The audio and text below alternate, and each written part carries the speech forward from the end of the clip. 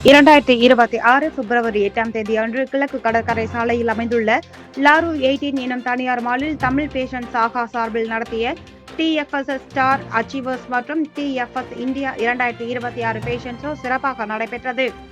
இதில் 7 மாநிலங்களில் இருந்து பல மாணவர்களும் மாடல்களும் ஆர்வத்தோடு கலந்து கொண்டனர்.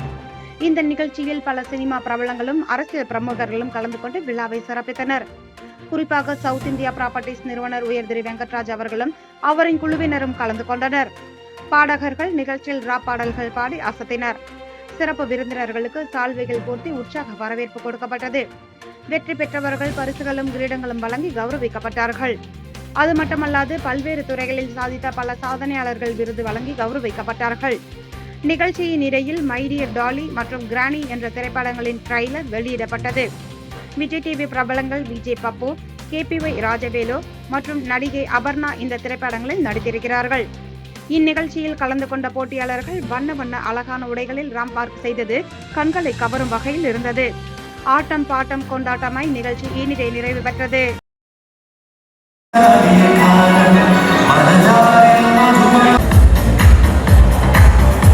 தன்னுடைய குருவை தன்னுடைய சிஷ்யன் ஆனர் பண்ணுறதுல